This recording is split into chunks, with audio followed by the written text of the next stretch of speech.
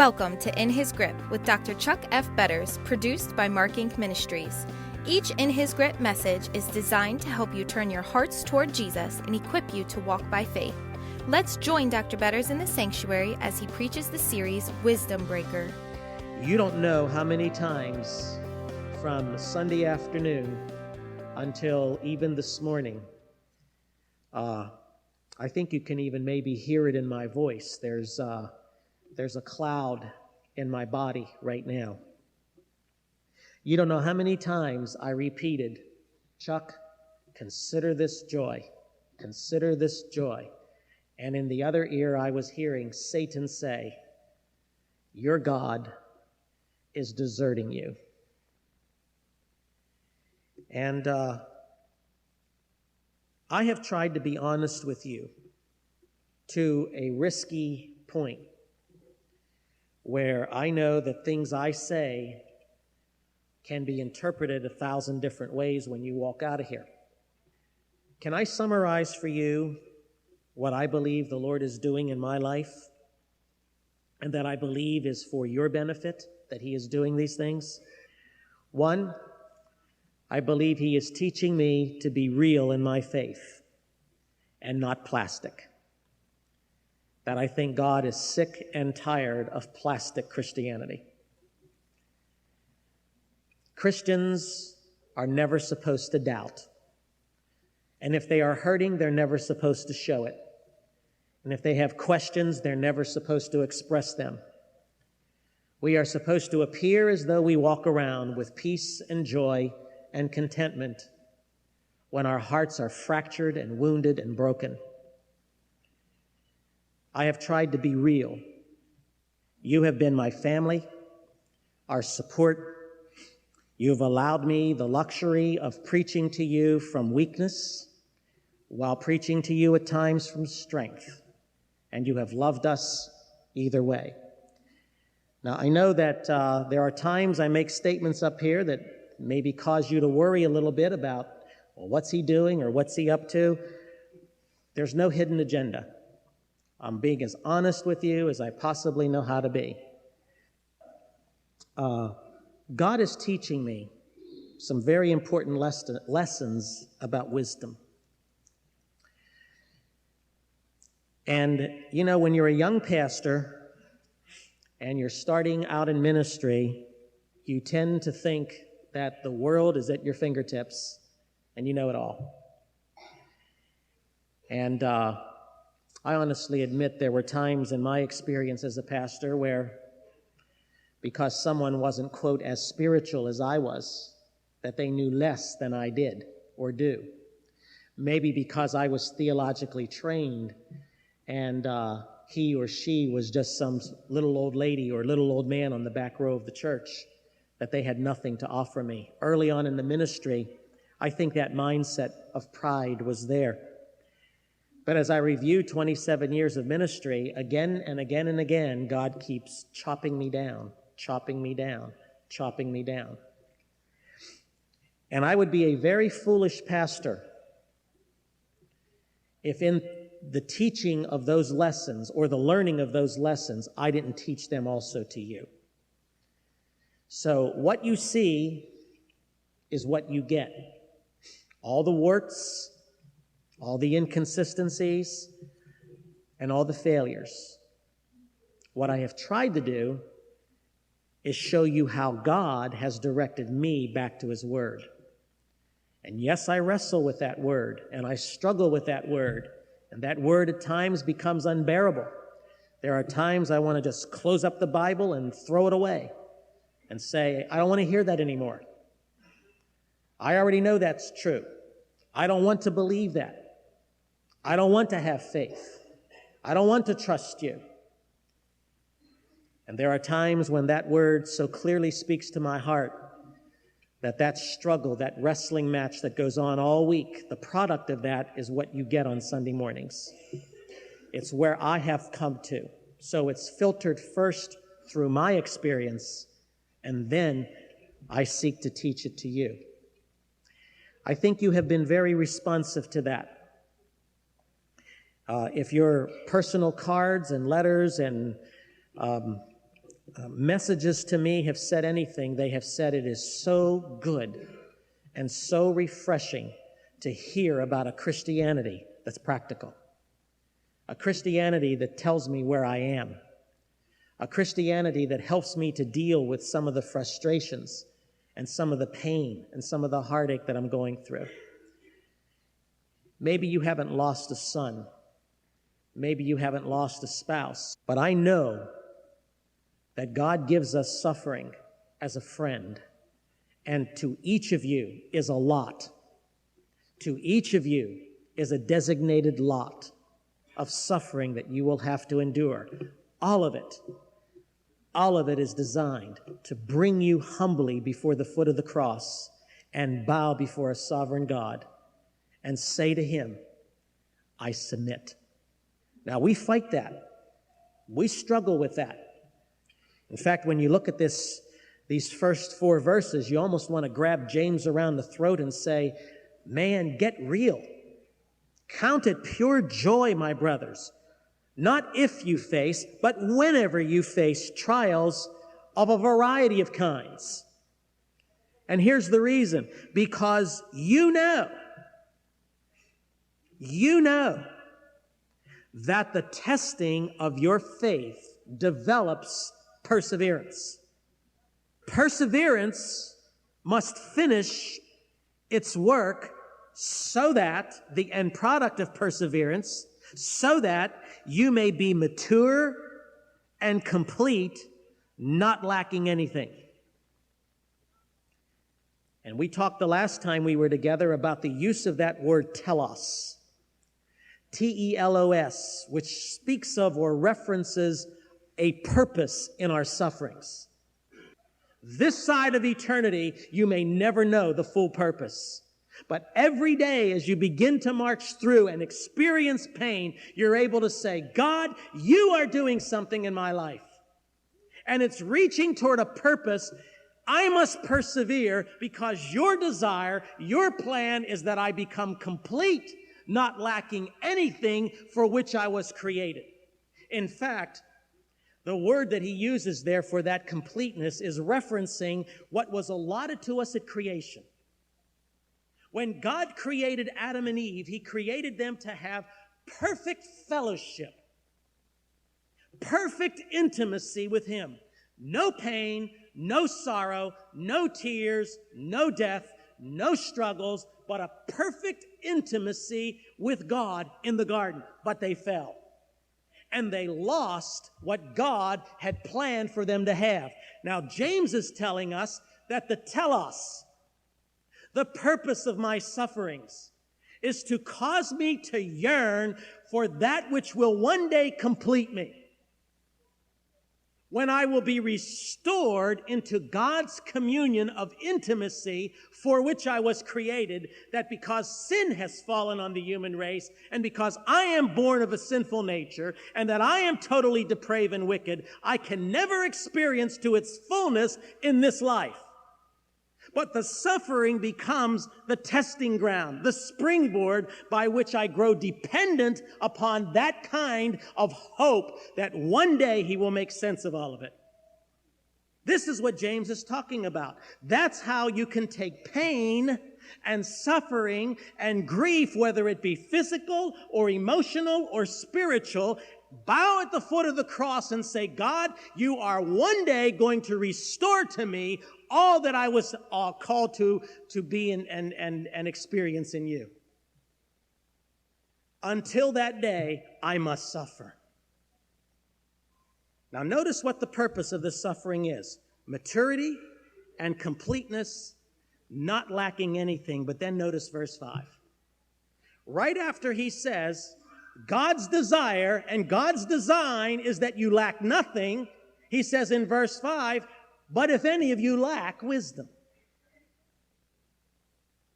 If any of you lack wisdom, he should ask God, who gives generously to all without finding fault.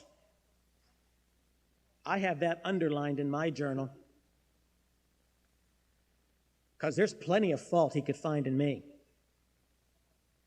But when you bow and say, God, I don't have any wisdom.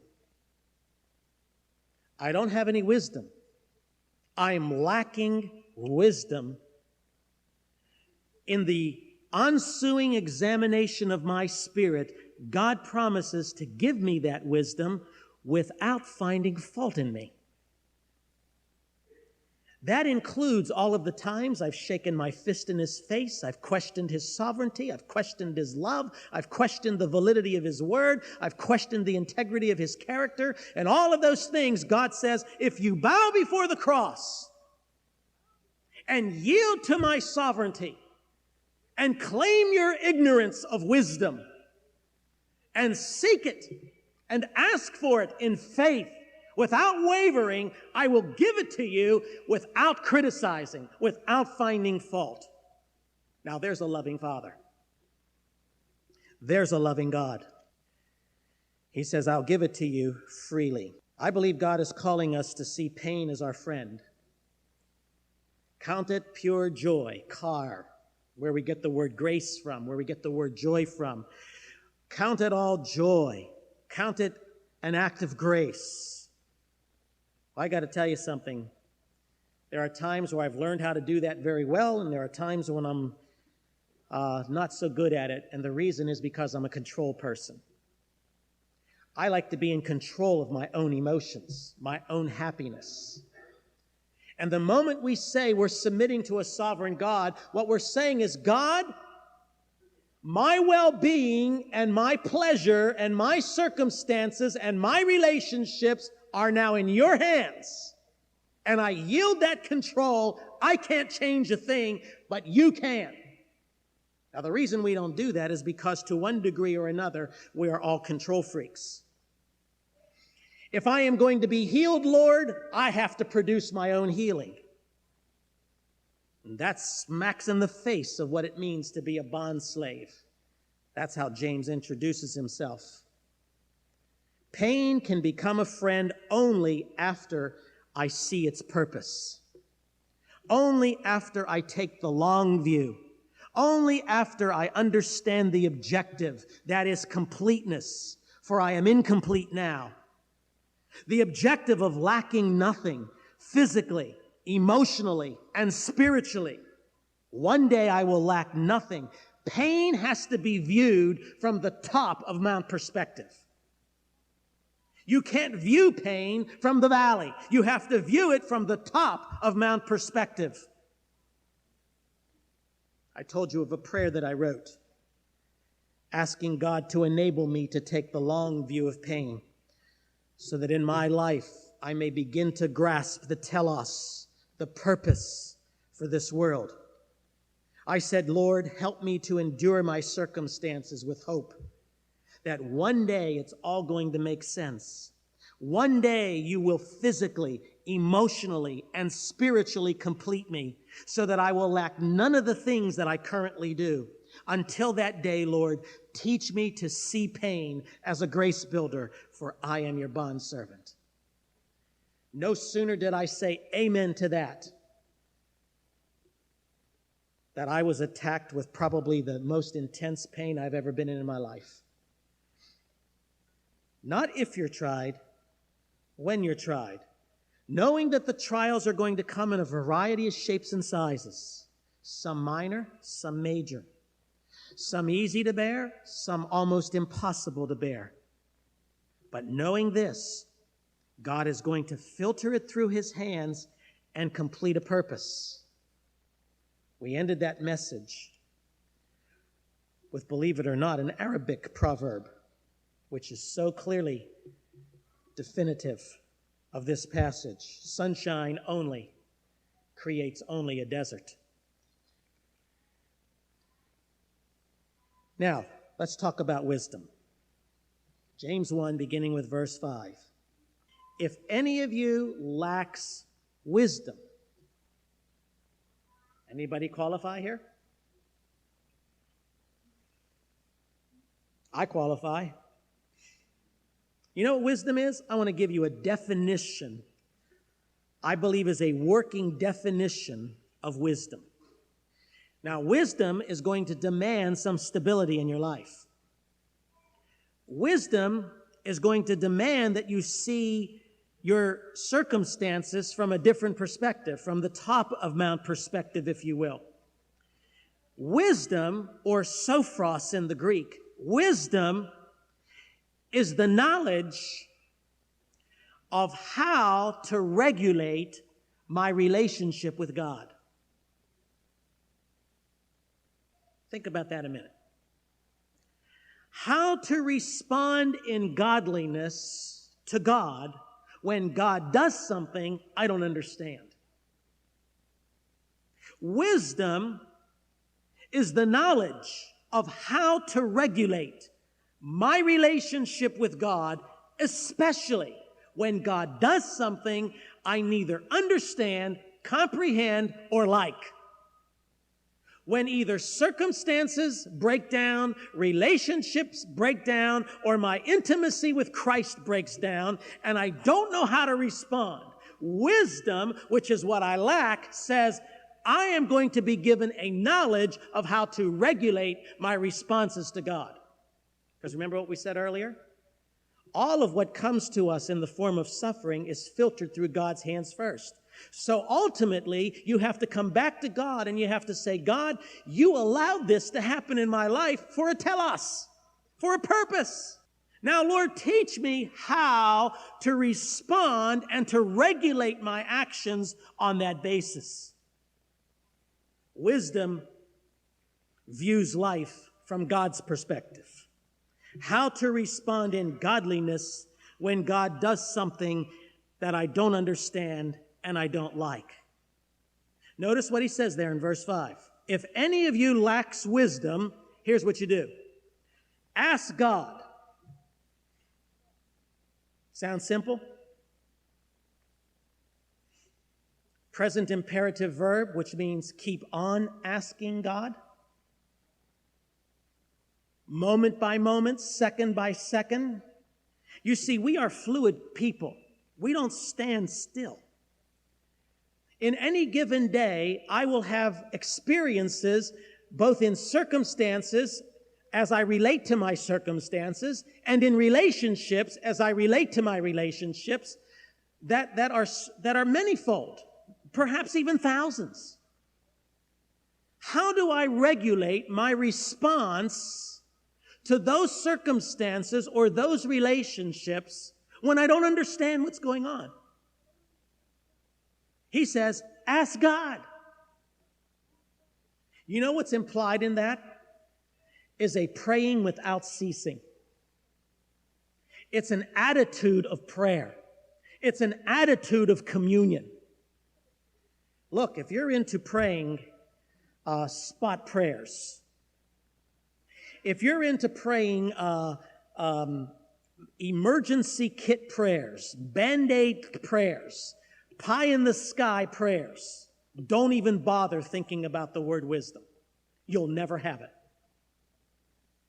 If the only time you pray, if the only time you commune with God is when you're in trouble, if the only time you commune with God is when you want something, if you do not have a mindset of prayer that takes you through any day, any given day, consistently asking Him for wisdom pertaining to your circumstances and your relationships with other people, if you do not have that mindset, consistently praying throughout the course of the day, but only pray in emergency situations, you will never have wisdom. You'll always be down in the valley looking at somebody else at the top of the mountain who does have wisdom. And if you are going through life pain-free, with no testing and no trial and no temptation, you'll never experience the blessings of wisdom. Never. That's why pain is your friend. There's a painful path to God. A painful path. Verse 5, if you lack wisdom, number 1, ask God, who gives generously to all without criticism or finding fault, and it will be given him. But then he says this, but when he asks, he must believe and not doubt. So we are to ask, but we are to ask in faith. We are not to waver. This is the key. This is the secret. We are to ask in faith, to believe in the promises of God one day, and to doubt them the next day in a pattern of inconsistency is to attempt to approach God on the basis of human control, failing to understand that without faith, it is impossible to please God. You see, I must regulate my relationship to God, but that relationship is doomed to failure. If I am an ebb and flow Christian, tied in one day, tied out the next, like the waves of the sea, driven by the wind and tossed. Wisdom demands a stability of prayer life. That's where the asking is. A stability of faith. But now here's the point. I don't know about you, but even making those statements makes me feel a little guilty. Make you feel a little guilty? You know why? I'll tell you why. Because there are many times that my faith is weak. Maybe not ebb and flow type weak, but maybe it is. But weak nonetheless. James is telling us, don't think that you'll ever have perspective. You'll never have wisdom. As long as you waver, as long as your faith is weak, you'll never have wisdom. You'll never be able to put the puzzle parts together and bow in submission to God and say that all things work together for good to them who love God. You'll never be able to do that. If unstable, weak, inconsistent faith is the roadblock to me understanding and gaining perspective from God and having wisdom and knowledge as to how I am to regulate my responses to God's intervention in my life. If weak faith is the problem, then what I need to understand is what are the things? What are the things that cause me to have weak faith? These are probably the most important principles you're going to hear in this message. And I'm going to take my remaining time, and I am going to give you an opportunity to put down in writing things that you're going to need. If you don't need them already because of the pain you're going through now, you will need them someday when you go through intense pain. Maybe you'll be able to come back to your journal. Maybe you'll be able to come back to that little GRPC journal and recall this sermon, because I'm going to tell you these are some of the most important principles you're ever going to learn concerning the roadblocks or the hindrances to wisdom. The reason I don't have wisdom is because I have weak faith. And the reason I have weak faith is because of these principles. And I want to give them to you. I probably won't finish them today. But let's see how far we can go. Here is number one. One of the main reasons our faith becomes weak is because we have concluded that the pain is too great. The pain is too great. You know, in essence, what we're saying? Take your Bibles, please, go over to 1 Corinthians and look with me at chapter 10. A very familiar passage. You've heard this passage before. It's marked in yellow in my Bible.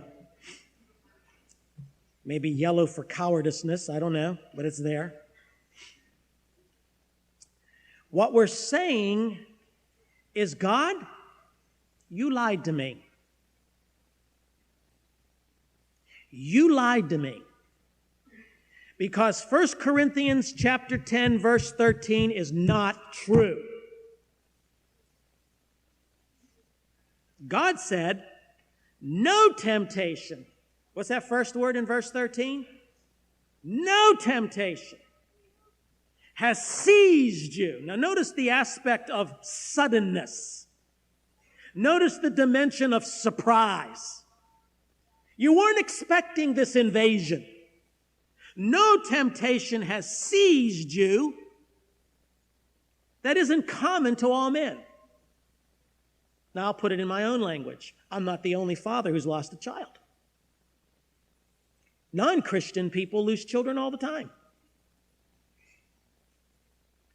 I have been amazed at how many articles I'm reading in the paper about parents losing children. I wondered if those same people were losing children, same numbers of people were losing children prior to when we lost our son. Or was I that dense and did not sense their pain that much? So there are common experiences, there are common tragedies, there are common temptations. What's the first word of verse 13? No temptation has seized you except what is common to man. What's the next word? And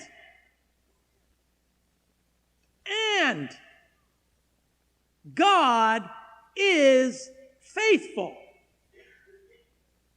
But the pain's too great. Hindrance to wisdom. Faith breaks down the moment we say, this pain is too great. God, you are not faithful. God is faithful. He will not let you be tempted beyond what you can bear. Thank you for listening. For the complete sermon, please visit markinc.org and click In His Grip. Join Dr. Chuck F. Betters in the sanctuary from Monday to Friday on the In His Grip podcast.